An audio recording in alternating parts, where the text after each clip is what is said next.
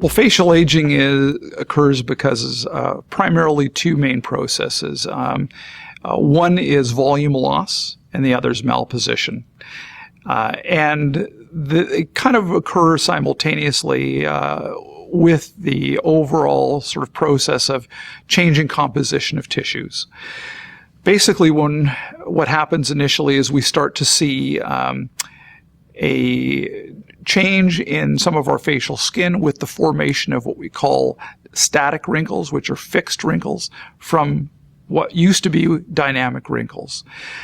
We also see loss of volume in our face. For example, our cheeks and temples, once we start to lose facial volume and fat, because fat starts to disappear slowly with age.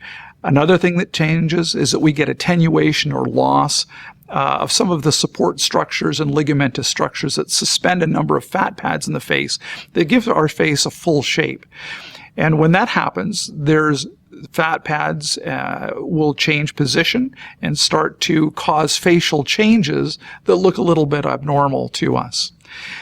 In addition to that, with this attenuation of these structures and the loss of support, is changes in the actual protein composition of things like skin. The skin will start to thin. It's well documented that the dermis of skin, the thicker component of the skin, will start to thin over time. And there's also breakdown of elastin, which is that protein that's critical for elastic recoil or allowing our skin to stay taut and tight around our face and not look too saggy. As the elastin gets broken down over time through things like sun exposure, maybe smoking, and just time alone, what will end up happening is the skin will become extremely wrinkly and loose.